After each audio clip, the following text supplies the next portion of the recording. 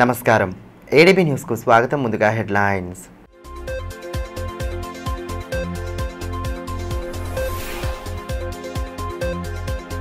నిరుపేదల సంక్షేమానికి ప్రజాప్రతినిధులు పాటుపడాలి. కళ్యాణ లక్ష్మి షాదీ ముబారక్ చెక్కుల పంపిణీలో ఎమ్మెల్యే పాయల్ శంకర్ సూచన. అర్హులైన లబ్ధిదారులకు చెక్కుల అందజేత.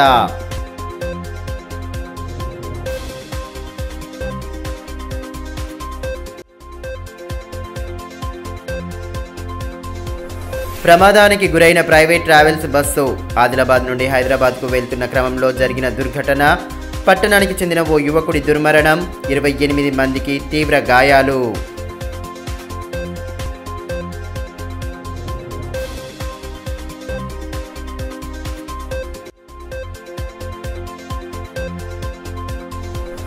నంబర్ ప్లేట్లు లేకుండా తిరుగుతున్న వాహనాలపై దృష్టి సారించిన ట్రాఫిక్ పోలీసులు. స్పెషల్ డ్రైవ్లో భాగంగా ప్రధాన కూడళ్లలో తనిఖీలు.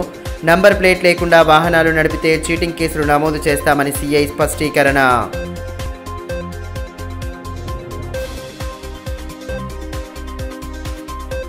నిరుపేదలకు అండగా ప్రభుత్వం ప్రవేశపెట్టే పథకాల ఫలాలు అర్హులైన ప్రతి ఒక్కరి దరికి చేరాలని, పథకాల కోసం మధ్యవర్తులను ఎట్టి పరిస్థితుల్లోనూ నమ్మవద్దని ఎమ్మెల్యే పాయల్ శంకర్ సూచించారు. జిల్లా కేంద్రంలోని జెడ్పీ సమావేశ మందిరంలో ఏర్పాటు చేసిన కళ్యాణ లక్ష్మి షాదీ ముబారక్ చెక్కుల పంపిణీ కార్యక్రమానికి ఆయన ముఖ్య అతిథిగా హాజరై లబ్ధిదారులకు చెక్కులను అందజేశారు. ప్రభుత్వ సంక్షేమ పథకాల కోసం మధ్య దళారులను నమ్మి డబ్బులు ఇవ్వవద్దని ఎమ్మెల్యే పాయల్ శంకర్ సూచించారు. పట్టణంలోని జెడ్పీ సమావేశ మందిరంలో మంగళవారం ఏర్పాటు చేసిన కళ్యాణ లక్ష్మి షాదీ ముబారక్ చెక్కుల పంపిణీలో ఆయన ముఖ్య అతిథిగా పాల్గొన్నారు. ఆదిలాబాద్ అర్బన్, ఆదిలాబాద్ రూరల్, మావల మండలాలకు చెందిన 302 మంది లబ్ధిదారులకు కళ్యాణ లక్ష్మి షాదీ ముబారక్ చెక్కులను పంపిణీ చేశారు. ఈ కార్యక్రమంలో municipal vice chairman Zaheer Ranjani, Subhash Nagar councillor Lakshman, Adilabad urban, rural, Mavala తహసీల్దార్లు శ్రీనివాస్, దీపక్ కుమార్, వేణుగోపాల్ తదితరులు పాల్గొన్నారు.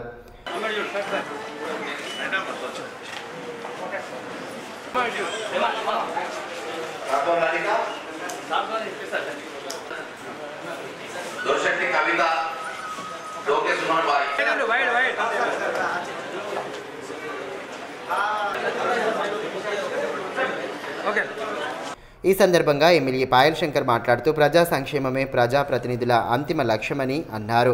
పేదింటి ఆడబిడ్డలు ఇబ్బందులు పడకూడదన్న ఉద్దేశంతో అమలవుతున్న కళ్యాణ లక్ష్మి పథకంలో భాగంగా కాంగ్రెస్ ఇచ్చిన హామీ ప్రకారం తులం బంగారం కూడా ఇవ్వాలన్నారు.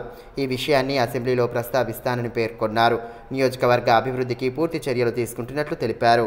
కళ్యాణ లక్ష్మి షాదీ ముబారక్ ఈ యొక్క ప్రభుత్వ సహాయం వల్ల ఎవరైతే పేదలు ఆడపిల్ల పెళ్లి చేయాలనుకున్నప్పుడు ఆర్థికంగా ఇబ్బందులు ఉన్నటువంటి వాళ్లకు ప్రభుత్వం చేసేటటువంటి యొక్క సహాయం వల్ల కొంత ఊరట కలుగుతున్నది. అంతిమంగా ప్రభుత్వాలు ఏవైనా, నాయకులు ఎవరొచ్చినా, ప్రభుత్వం ఏదైనా సరే చివరికి ప్రజలకు మంచి చేయడమే లక్ష్యంగా పనిచేయాల్సినటువంటి అవసరం ఉంటుంది. आज शादियां होने के बाद कम से कम लगभग 4 से 5 महीने हो रहा है. बीच में इलेक्शन आया और ये इलेक्शन कोड रहने की वजह से ये शादी मुबारक और कल्याण लक्ष्मी का चेक सरकार की तरफ से आने में थोड़ा सा डिले हुआ है. सरकार का काम ये बनता, सरकार कोई भी पार्टी का रहने, लीडर कोई भी रहने दो, जनता का काम करने के लिए सरकारें होने दो या लीडर होने दो, जनता के काम करने के लिए. ఇదిలా ఉంటే బేలా మండల కేంద్రంలో ఏర్పాటు చేసిన కళ్యాణ లక్ష్మి షాదీ ముబారక్ చెక్కుల పంపిణీ కార్యక్రమానికి ముఖ్య అతిథిగా హాజరైన ఎమ్మెల్యే పాయల్ శంకర్ మండలానికి చెందిన 97 మంది లబ్ధిదారులకు చెక్కులను పంపిణీ చేశారు. ఈ కార్యక్రమంలో ఎంపీపీ వనితా ఠాక్రే, జెడ్పీటీసీ అక్షిత పవర్, ఎంపీటీసీలు అర్చన ఠాక్రే, నాగేష్ రెడ్డి, తహసీల్దార్ సవాయ్ సింగ్, ఎంపీడీఓ మహేందర్ తదితరులు పాల్గొన్నారు.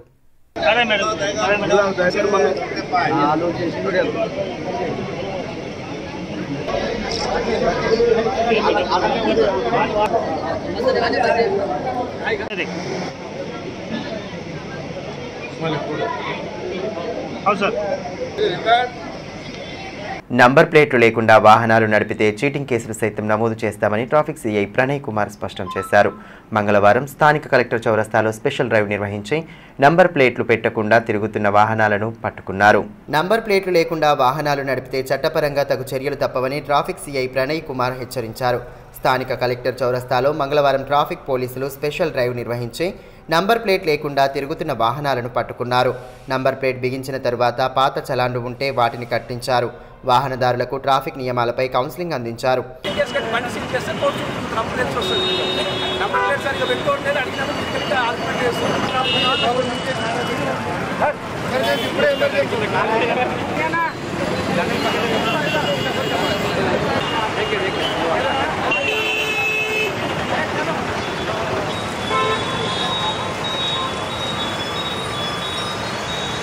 ఈ సందర్భంగా ట్రాఫిక్ సిఐ ప్రణయ్ కుమార్ మాట్లాడుతూ నంబర్ ప్లేట్ లేని వాహనాలపై గతంలోనూ స్పెషల్ డ్రైవ్ నిర్వహించి వాహనదారులను హెచ్చరించడం జరిగిందని తెలిపారు.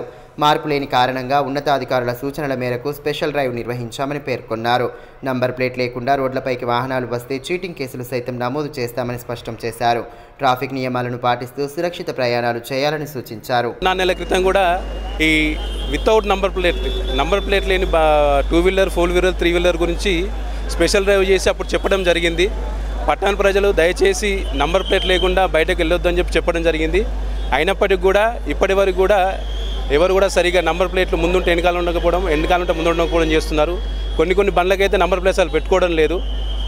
దయచేసి ఇంకోసారి మా ఆదిలాబాద్ ట్రాఫిక్ పోలీస్ తరఫున ఆదిలాబాద్ పట్టణ ప్రజలకు తెలియనిది ఏమనగా నంబర్ ప్లేట్లు లేకుండా వాహనాలని రోడ్డుపైకి తీసుకురావద్దని, ఒకవేళ తీసుకొచ్చిన ఎడల ఉన్నతాధికారుల ఆదేశం ప్రకారం నంబర్ ప్లేట్ లేకుండా రోడ్డుపైకి వచ్చిన వాహనాలపై చీటింగ్ కేసు నమోదు చేసి బండిని సీజ్ చేసి కోర్టులో సబ్మిట్ చేయడం జరుగుతుంది. తర్వాత మీరు బాధపడాల్సి వస్తుంది కాబట్టి దయచేసి మరోసారి విజ్ఞప్తి చేస్తున్నాం, నంబర్ ప్లేట్ లేకుండా వాహనాలను రోడ్డుపైకి తీసుకురావద్దని మా యొక్క మనవి. ఆదిలాబాద్ నుండి హైదరాబాద్ వెళ్తున్న డైమండ్ ట్రావెల్స్ బస్సు కామారెడ్డి వద్ద రోడ్డు ప్రమాదానికి గురైంది.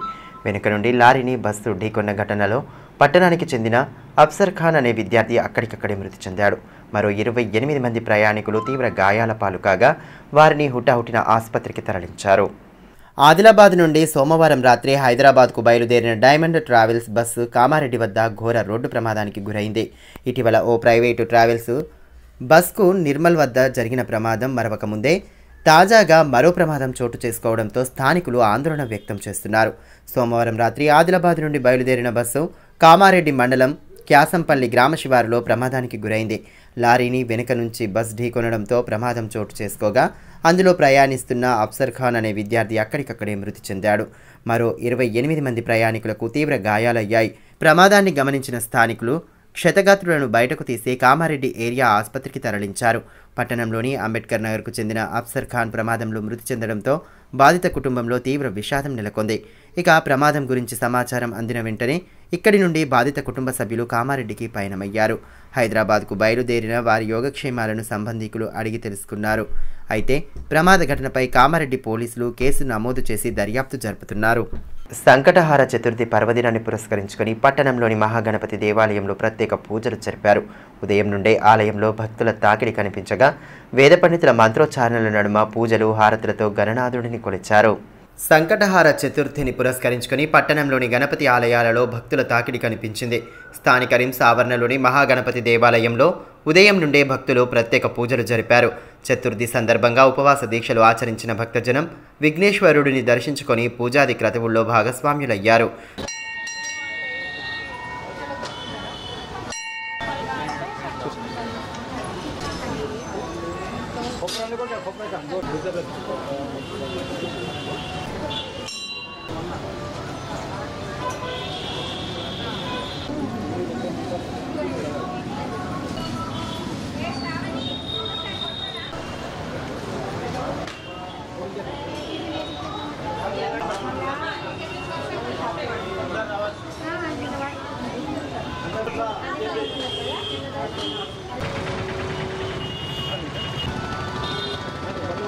వేద పండితుల మంత్రోచ్చారణల నడుమ ప్రత్యేక పూజలు హారతులు అందచేసి గణపతిని ఆరాధించారు.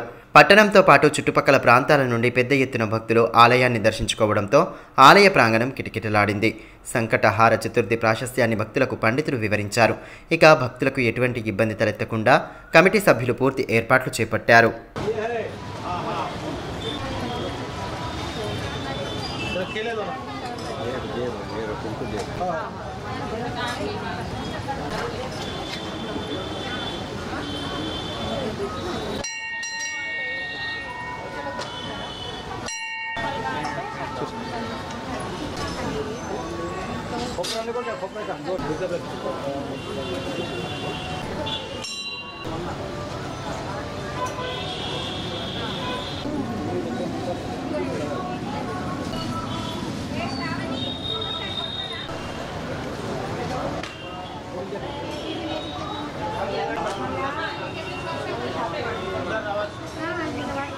పట్టణంలోని రిమ్స్ ఆసుపత్రి ఆవరణలో రోగుల సహాయకులకు మానవ సేవే దేవుని సేవ స్వచ్ఛంద సంస్థ ఆధ్వర్యంలో చేపడుతున్న అన్నదాన కార్యక్రమాలు కొనసాగుతున్నాయి. సోమవారం అడప తిరుపతి కుమారుడి జన్మదినం సందర్భంగా దాదాపు 300 మంది రోగుల సహాయకులకు భోజన వసతి కల్పించి వారి ఆకలి తీర్చారు. మానవ సేవే దేవుని సేవ స్వచ్ఛంద సంస్థ ఆధ్వర్యంలో రిమ్స్ ఆవరణలో ప్రతినిత్యం అన్నదాన కార్యక్రమాలను చేపడుతూ మానవత్వాన్ని చాటుతున్నారు. పుట్టినరోజు, పెళ్లి రోజు వంటి ప్రత్యేక సందర్భాల్లో దాతలు స్వచ్ఛందంగా ముందుకు వచ్చి ఈ బృహత్ కార్యంలో భాగస్వామ్యులవుతున్నారు. ఇందులో భాగంగానే సోమవారం పట్టణానికి చెందిన అడప తిరుపతి రమాదేవిల కుమారుడు అడప ఓంప్రకాష్ జన్మదినం సందర్భంగా అన్నదాన కార్యక్రమానికి తమ వంతు సహకారం అందించారు. రిమ్స్లో చికిత్స పొందుతున్న రోగుల సహాయకులకు అన్నదానం చేసి వారి ఆకలి తీర్చారు. దాదాపు 300 మందికి అన్నదానం చేసి దాతృత్వాన్ని చాటుకున్నారు. కార్యక్రమంలో కుటుంబ సభ్యులు యోగేశ్వర్, శృతిలతో పాటు సంస్థ ప్రతినిధులు పాల్గొన్నారు. ఈ సందర్భంగా అడప తిరుపతి మాట్లాడుతూ రోగుల సహాయకుల ఆకలి తీర్చేందుకు సంస్థ ఆధ్వర్యంలో నిత్యాన్నదాన కార్యక్రమాలను నిర్వహించడం పట్ల అభినందనలు తెలియజేశారు. భవిష్యత్తులోనూ అన్నదానానికి తమ వంతు సహకారం అందిస్తామని పేర్కొన్నారు.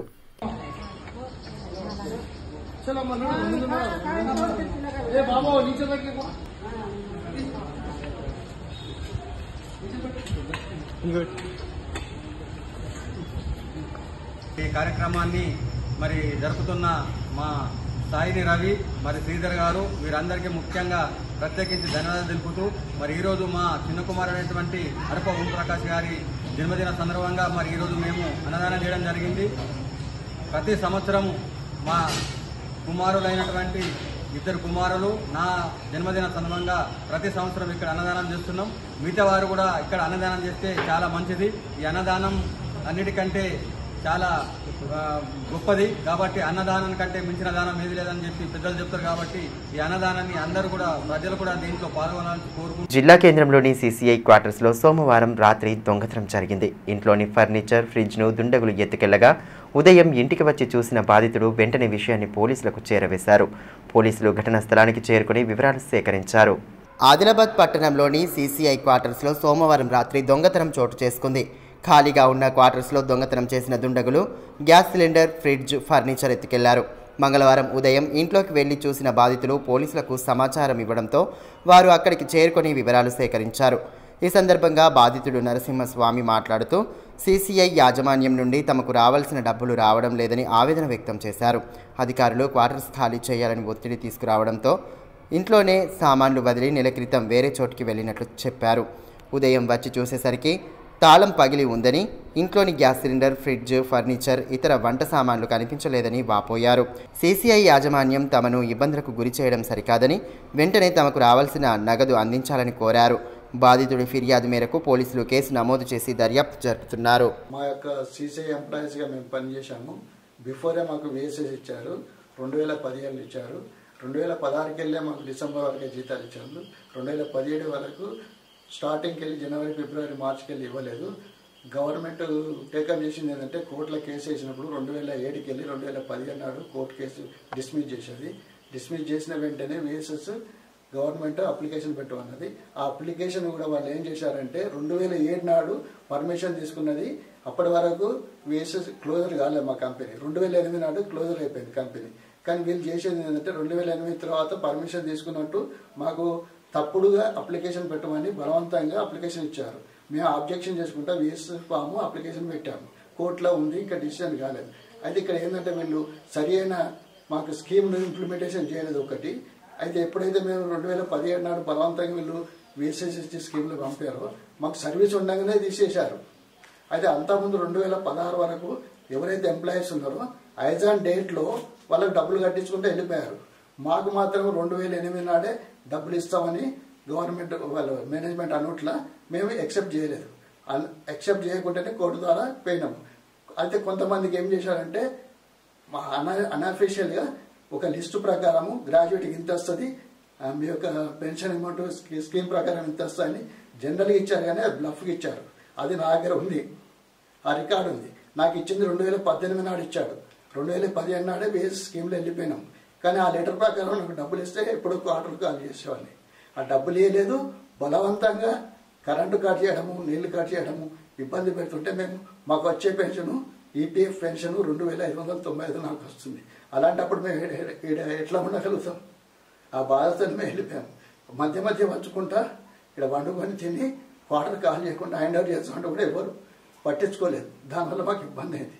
ఇప్పుడు ఈ ప్రజెంట్గా వచ్చి సామాన్ అందరూ వెళ్ళిపోయినాక కరెంటు కట్ అయింది కాబట్టి వెళ్ళడానికి సిద్ధంగా ఉండి ఇక్కడికి వచ్చే వరకు మా యొక్క ఇంటి తాళాల వల్ల కొట్టి సామాన్లు ఎత్తుకపోయారు. అందులో ఇంపార్టెంట్ అయిన నా యొక్క సామాను మెటీరియల్ అఫీషియల్గా మ్యాటర్లే కూడా చోరీ జరిగింది. తర్వాత సిలిండర్లు పోయినాయి, ఫర్నిచరు, తర్వాత కుర్చీలు, జనరల్ ఐటమ్ ఉన్నాయి, కుర్చీలు ఇట్లా, తర్వాత గిన్నెలు, కుక్కర్లు ఇవన్నీ పోయినాయి. ఇక్కడ సిసిఐ జేఎం ఉండగా కూడా వాళ్ళ ఏరియాలో ఇప్పుడు కరెంట్ లేకుండా నీళ్లు లేకుండా ఇబ్బందులకు గురి చేసేసి సిసిఐ ఎంప్లాయీని పొమ్మ లేక పొగబెట్టినట్టుగా ఇవాళ ఇక్కడ దొంగతనాలు జరుగుతున్నా కానీ ఇక్కడ జేఎం గారు చూడనట్టు వ్యవహరించడం సరైన పద్ధతి కాదు.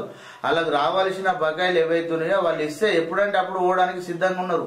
మేము చేసిన కష్టార్జితం మాకు ఇచ్చేయమని చెప్తే జేఎం గారు నా చేతిలో లేదు, అది పైన ఉన్నదని చెప్తున్నాడు, పొమ్మ లేక పోగబెడుతున్నాడు. కాబట్టి కంపల్సరిగా వీళ్ళకి రావాల్సిన బకాయిలు ఏవైతున్నాయో అవి ఇయ్యాలు ఇచ్చినా రేపు ఇచ్చినా ఎప్పుడు ఇస్తే ఇచ్చిన గంట సేపులలో వీళ్ళు మొత్తం కోట్రాస్ కాల్ చేసుకొని వెళ్ళిపోవడానికి ఎంప్లాయీస్ అందరు సిద్ధంగా ఉన్నారు. కాబట్టి ఇలా ముందే నష్టపోయి ఉన్నారంటే ఇలా దొంగలు వాడి ఇలా వేలకు వేలు లక్షల లాభం దొంగతనం చేస్తే వాళ్ళు ఉన్నది పోతుంది. కాబట్టి ఇక్కడ ఫర్నిచర్ పోయింది, రాత్రి దొంగతనం, ఇక్కడ బెడ్ పోయింది, కూలర్ పోయింది, ఫ్రిడ్జ్ పోయింది, సిలిండర్లు పోయినాయి. అలా ప్రతి ఇంట్లో ఉండే సామాన్ అంతా ఎత్తుకపోయారు. కాబట్టి ఇవాళ ఈడైంది మొత్తం రేపటి నుంచి కోట్రస్లు అన్ని దొంగతనం అయ్యే అవకాశాలు ఉన్నాయి. దీనికి అంత కారణం కూడా జేఎంఏ వహించాల్సి ఉంటది. కాబట్టి మీరు అందరూ దీన్ని మొత్తం పోలీస్ డిపార్ట్మెంట్ దీని మీద దృష్టి సారించి వీళ్ళకి న్యాయం చేయాలని మేము విజ్ఞప్తి. ఏకకాలంలో రైతులకు 2 లక్షల రుణమాఫీ చేయడం పట్ల తలమడుగు మండలం సుంకిడి గ్రామంలో కాంగ్రెస్ పార్టీ శ్రేణులు సంబరాలు జరుపుకున్నారు. గ్రామ ప్రధాన కూడలిలో సీఎం రేవంత్ రెడ్డి చిత్రపటానికి పాలాభిషేకం చేసి కృతజ్ఞతలు తెలిపారు. ఈ కార్యక్రమంలో జెడ్పీటీసీ గోక గణేష్ రెడ్డి, కాంగ్రెస్ పార్టీ మండల కన్వీనర్ కళ్యాణం రాజేశ్వర్, మాజీ జెడ్పీటీసీ బాబన్న, ప్రకాష్ రావు, వెంకన్న యాదవ్, శ్రీనివాస్ రెడ్డి, ప్రతాప్, ప్రేమ్ సాగర్ రెడ్డి, రఫీక్ తదితరులు పాల్గొన్నారు. ఈ సందర్భంగా జెడ్పీటీసీ గోక గణేష్ రెడ్డి మాట్లాడుతూ 2023 డిసెంబర్ 9వ తేదీకి ముందు రుణాలు తీసుకున్న రైతులకు 2 లక్షల రుణమాఫీ చేస్తూ ప్రభుత్వం నిర్ణయం తీసుకుందన్నారు.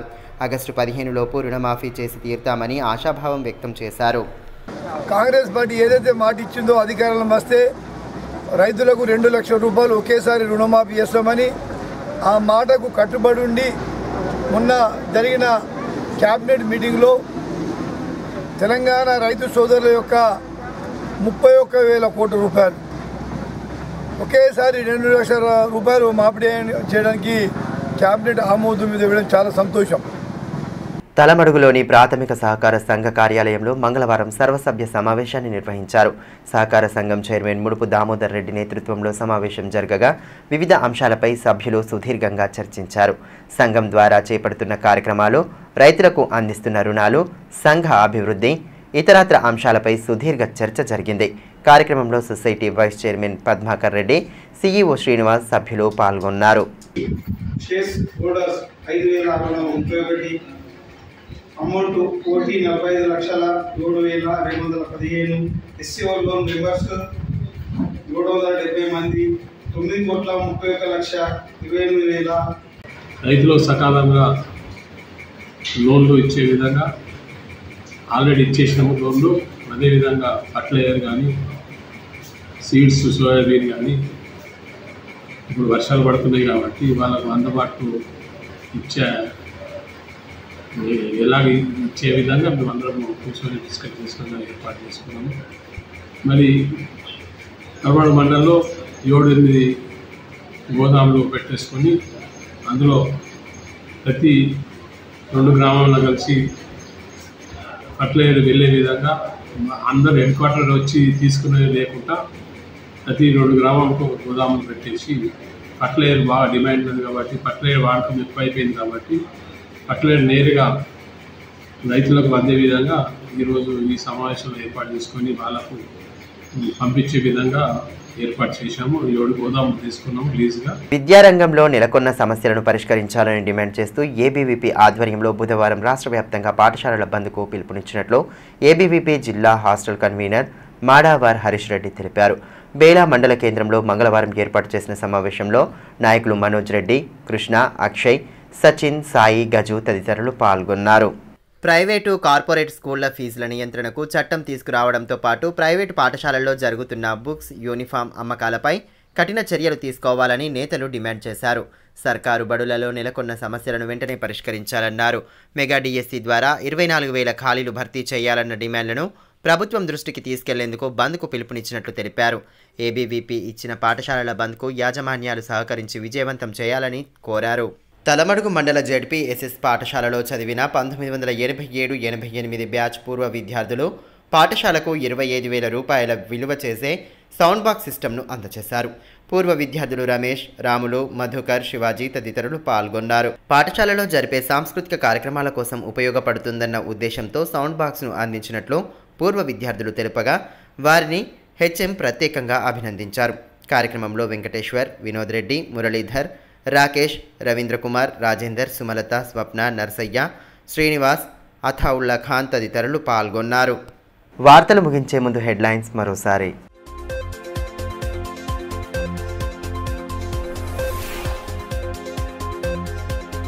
నిరుపేదల సంక్షేమానికి ప్రజాప్రతినిధులు పాటుపడాలి. కళ్యాణలక్ష్మి, షాదీ ముబారక్ చెక్కుల పంపిణీలో ఎమ్మెల్యే పాయల్ శంకర్ సూచన. అర్హులైన లబ్ధిదారులకు చెక్కుల అందజేత.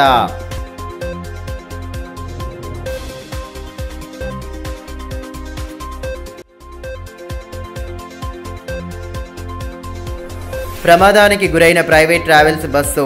ఆదిలాబాద్ నుండి హైదరాబాద్కు వెళ్తున్న క్రమంలో జరిగిన దుర్ఘటన. పట్టణానికి చెందిన ఓ యువకుడి దుర్మరణం. 28 మందికి తీవ్ర గాయాలు.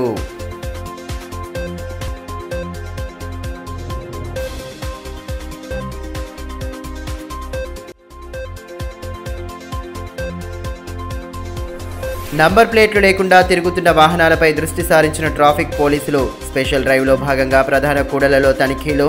నంబర్ ప్లేట్ లేకుండా వాహనాలు నడిపితే చీటింగ్ కేసులు నమోదు చేస్తామని సీఐ స్పష్టీకరణ.